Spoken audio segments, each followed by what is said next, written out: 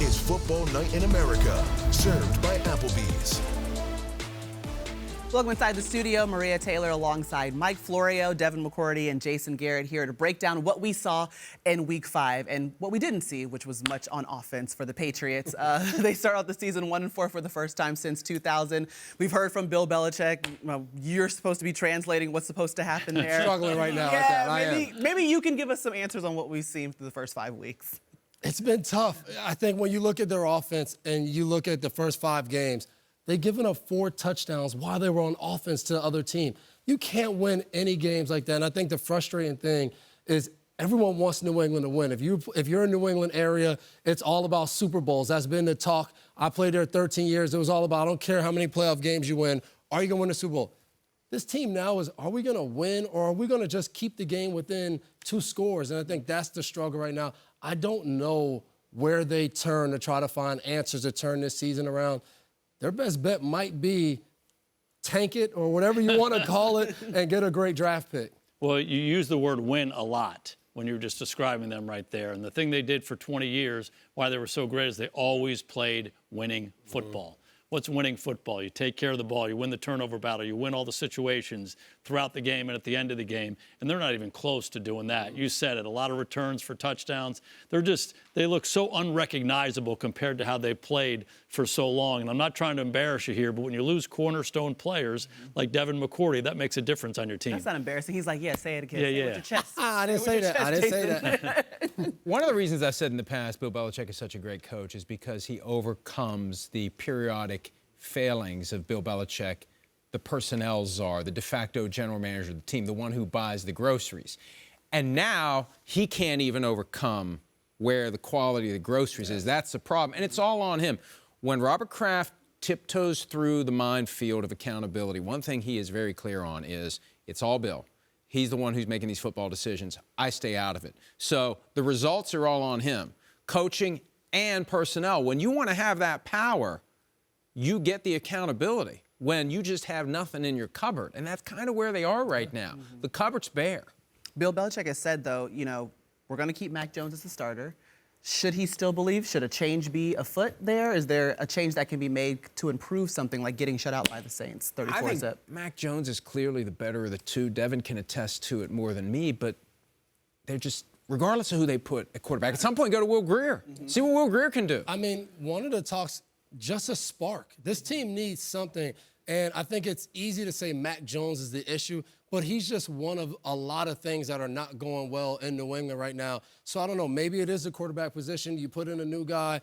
Zappy got in there late in the game today, missed throws. Like, that didn't look better, but I don't know if that kind of re-energizes the team and they play better ball, but they got to try to do something.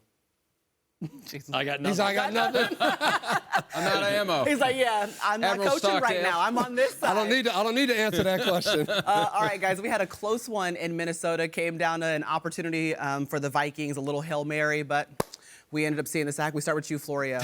Whenever we talk about the Vikings.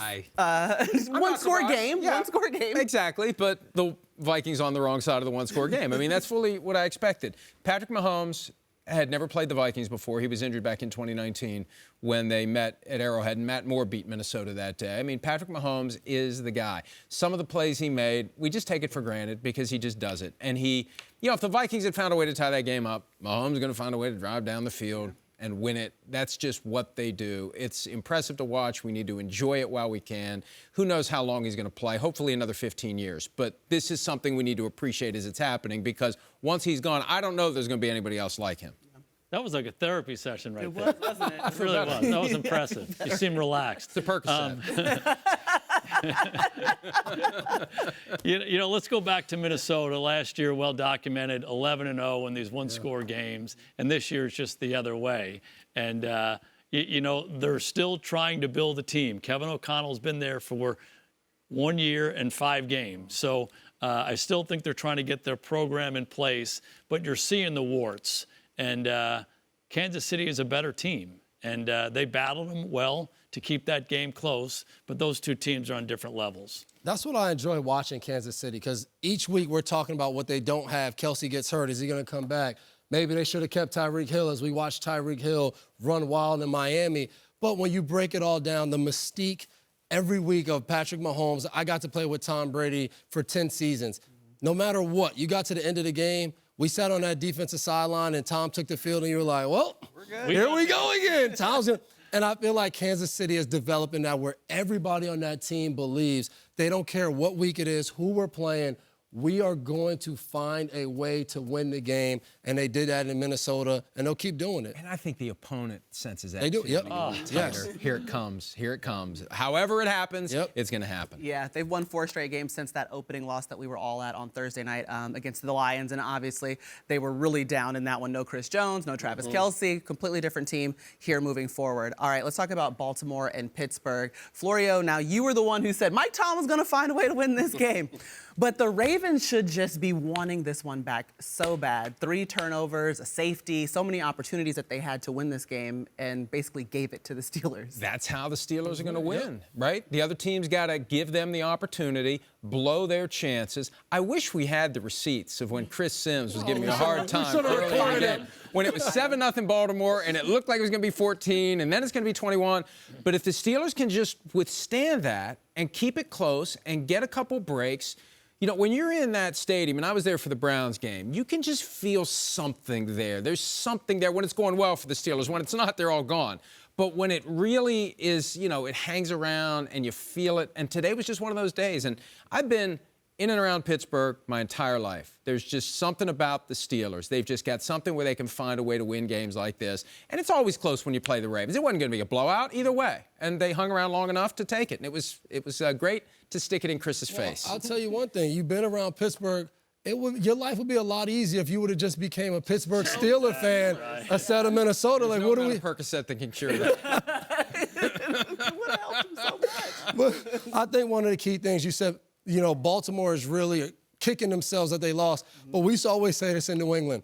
You can't win until you stop yourself from losing. And that's what Baltimore played today. They played losing football, drop passes, letting a punt get blocked. When you do those things, you're dropping touchdown passes. Nelson Aguilar, Bateman, like they had chances to score. And when you take points off the board, you're playing a division game against the Pittsburgh Steelers, tough physical football team. You let that kind of play out all the way down the stretch, they're going to make enough plays to win. Highsmith, T.J. Watt showed up and really put their print on the end of the game. They sure did. There's no doubt about that. And Baltimore is kicking themselves. Too many missed opportunities. But the big thing for me with Baltimore is I'd love to see them get back to the identity of the Baltimore Ravens a little bit. There's no doubt that Lamar can throw the ball from the pocket. They have weapons outside. I get all that. But the quarterback runs and their run scheme has been so good for them for so long. I hate to see them continue to get away from that because it's so hard to defend. You had to defend it for years. And so I do think you can throw the ball like they're trying to throw the ball and still remain the tough physical team they've been for so long. We talked about that, the interception in the red area. You're trying to throw the ball to Odell Beckham, but it's like, just put Lamar Jackson in there, put Ricard in there with him, fake the handoff, let him lead the way. Like, we played them. It scares the heck out of the coaches. It scares the heck out of the players. What are they doing? You know, it's just hard. And I just think that's an element. If they continue to have that, it's really going to help them down the stretch. Well, let's talk about the Jets and the Broncos because this was one of those meetings that we were waiting for. If you were living under a rock during the summer, you heard Sean Payton's comments talking about Nathaniel Hackett, it being the worst coaching job he's ever seen in the history of the NFL. And here's an opportunity for the Jets to come back and avenge their new offensive coordinator. And that's exactly what they did in this game. You said it earlier. Have the Jets become America's team? Are we cheering for them? Like, come on. I think everybody, they circled this game. Yeah, and maybe they were Hard Knocks. I don't know what it was. Yeah, I don't know. They were hoping that this game got flexed to Sunday night. They were like, everybody wants to see this game. And, you know, I think for the Jets to go and get a win for Hackett, that creates great team morale. Everyone's cheering. You see guys tweeting there in the locker room. Game ball goes to Hackett. But let's not forget, like, this wasn't the Super Bowl. You beat a bad Denver Broncos team. You got the Eagles coming next week. Hopefully the Jets can ride this, but they might come back to reality next week. You can tell Dev's been around Belichick for a long time because he brings it back. Let's not forget here. Let's start with this. I think Sean Payton really regrets what he said. For whatever reason, he had a weak moment that came out of his mouth and became a big deal. He's been around too long and coached too much in this league to let that happen. And he's, unfortunately, he's feeling the brunt of it now. But what a great response by the Jets. They rallied around their team, and they're a better team than they were 2 weeks ago. The quarterback is a different guy. He's playing with confidence. You see a little sparkle in his eye. You see a little bounce in his step. Get the ball to Brees. Get the ball to Garrett Wilson. They're doing some great things. Their defense has consistently been good. So they're improving as a team. Even though they're 2-3, they're getting better. And I think that's the key. They turned the corner last Sunday night against the Chiefs, and they showed us something down 17-0, that they could be a different team than what we'd seen. So they get the win. We were talking about this in the viewing room earlier. What would they be after 5 games with Aaron Rodgers? What would they be? 3-2, maybe? Maybe, yeah. When the schedule first came out, and we knew they had Aaron Rodgers, and you start looking at the games, like, they may be 2-4 at the bye week. Well, they're going to be no worse than 2-4 without Aaron Rodgers. They could be 3-3. The Eagles are vulnerable. I mean, they keep letting teams hang around, and that would be a great way for the Jets to go into the bye. If they could steal that one and get to 3-3, how differently we all would feel if they could do that. But I think that's more important. They clearly love the Nathaniel Hackett angle. Yeah. But the most important thing is they validated what they did last Sunday night by getting a win today, because last Sunday night would have been meaningless if they'd lost today. Mm-hmm. Not America's team, but they might be my team now. So I'm rolling with the gang green. I got the green on. We're just going to ride it out. The Dolphins doing exactly what they do, running wild, 524 total yards of offense. I mean, no one can really slow them down. My favorite thing, though, is we were watching the graphics in the screening room, and it's like the top 10 performance speed, the team speed. All of them are on the Dolphins. And it's like over 20 miles per hour. They're so fast and so hard to guard. And their head coach does a really good job creating opportunities for those guys. It looks like they're playing 7-on-7 football. It looks like they're seniors. The teams they're playing against are in junior high. You know, they're on a different level. The angle that all of these guys can create, the running backs, Achane, Mostert, obviously Tyreek, Waddle, all these guys, they catch the ball, and it's like, you know, nobody can catch them. And it happens time and time again. And impressive for them to come back after the bad game last week in Buffalo and get back to being who they are. Yeah, I mean, every week we pick what team or what player we think is going to score the first touchdown. Yep. It was a competition. Everybody was picking somebody on the Dolphins. Yeah. And it shows up because this offense moves the ball. Jason, you just said they can run the ball, they can throw the ball, they can throw it deep, they can throw it short. It's just they can attack you in so many ways. A couple times we watched this team this year, it looks like they're playing their scout team. Like they're just running everywhere. Couple kind of mistakes by Tua. I think the interception before the half could have hurt them. Giants couldn't capitalize, but they can't do those things that we watched last week when they played a really good Buffalo team. Each mistake gets highlighted when that other team can play and score. And I think that's something they got to make sure they don't do going forward in the season. One of the things I love finding out about anyone who has a high level of success in any chosen field, and specifically in football, when did you know? When was the moment that the light went off for you? And I asked Devon Achane about that today.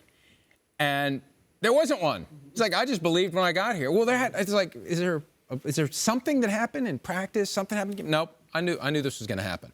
And he gave credit to the offensive line. He said, any running back could be doing what I'm doing behind that offensive line. And it's amazing. His average per carry was 11.4 coming into this game. And it went up today. It went higher than 11.4 after what he did today. It's incredible what he's doing. They averaged 9.7 yards per play. This is the NFL we're talking about. They had 54 plays for over 500 yards. 9.7 on runs and on passes. I've never seen anything like that. And the best thing about their team this year relative to last year is they're a much more balanced offense. Every week they're running it. They're throwing it. They're making big plays in both areas. They're obviously hard to stop. I think that's been one of the keys to keep Tua healthy. Everybody talked about that all year. How do you keep Tua healthy? Is he going to stay healthy? Being balanced, hand the ball off. You don't have to worry about getting sacked. That's helped. All right, now it's time to check in with Matthew Berry with the DraftKings crowning moments. Matthew, what do you have? Thank you, Maria. You know what's interesting is these DraftKings crowning moments do not include me calling Jalen Waddle first touchdown in the screening room. I noticed Devin excluded that little mention earlier. Yes, we all do pick Dolphins players in our little competition. They are not included in these actual DraftKings moments. These are actual bets from actual bettors from today's Week 5 action, including somebody that put $1,000 on Dallas Goedert to be the first touchdown. That was at plus 1,500. That person won $16,000. Very specific bet here on the Bills-Jaguars game. $5.17 on the correct score, which, of course, was 20-25 in favor of the Jaguars. They won $470.47. at plus 9,000. Then finally, Devin, you are right. We all love to bet on Miami. They're the best offense. So one better put down $675.48, again, very specifically, on Tua Tagovailoa to be the first quarterback to win, the first quarterback to have a touchdown pass on Sunday, excluding the London game. That was at plus 650. They won over $5,000. Hey, I have a reminder for you. DraftKings Sportsbook is an official sports betting partner of the NFL, and new customers can bet $5, and get $200 in bonus bets instantly. All you got to do, download the app, use promo code SNF when you sign up. DraftKings Sportsbook, the crown is yours. Back to Maria Taylor. All right, guys, I have a new game for you. It's called Fact or Fiction. You are allowed to say more than one word, but you have to decide whether or not the statement is fact or fiction and tell me why, okay? Okay. But don't go overboard. It's still speed round. All right, let's start with the Eagles. The Eagles are the best team in football through 5 weeks. Fiction. They could have lost almost every game they've been in. They have not overpowered anyone the way we've seen the 49ers overpower teams, the way the Cowboys have overpowered teams, the way the Bills have overpowered teams. So the Eagles are close, but they're not the best. Fiction. San Francisco is the best team in football right now. One-liner, listen. Hey, That was good.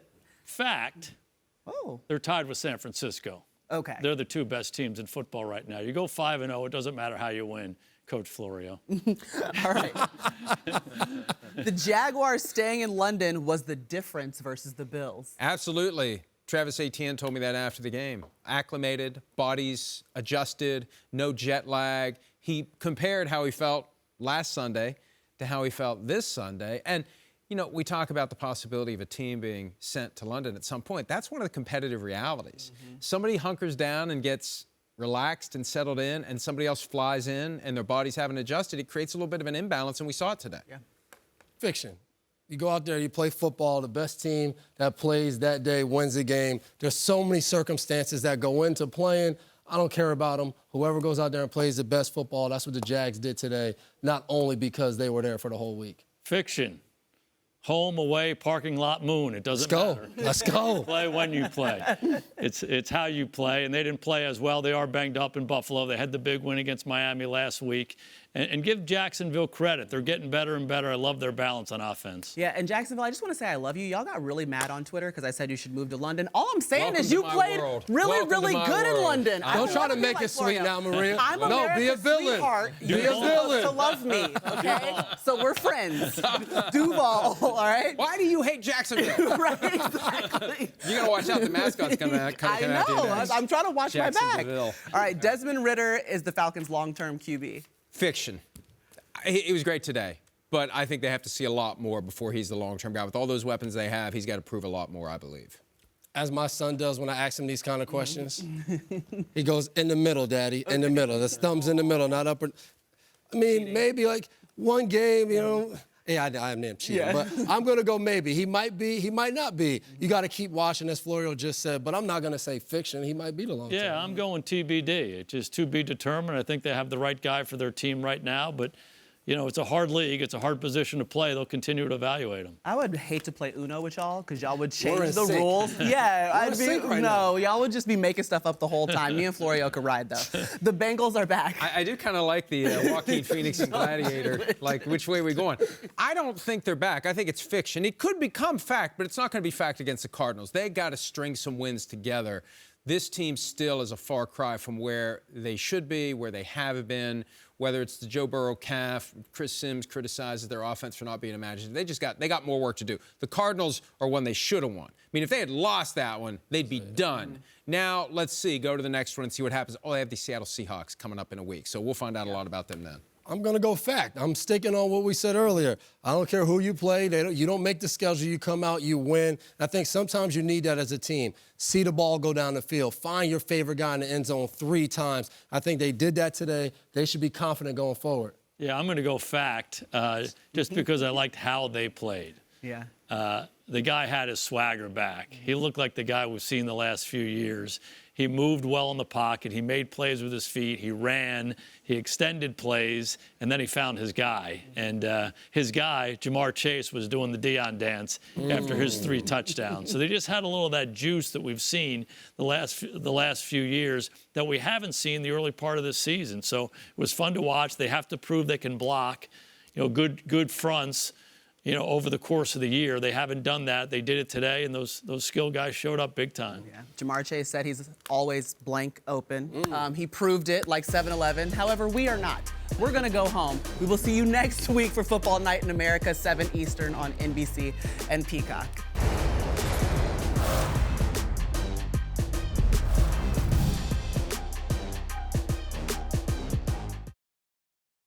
Hi, I'm Mike Tirico, and thanks for watching. Make sure to hit subscribe for the latest news and highlights from NBC Sports.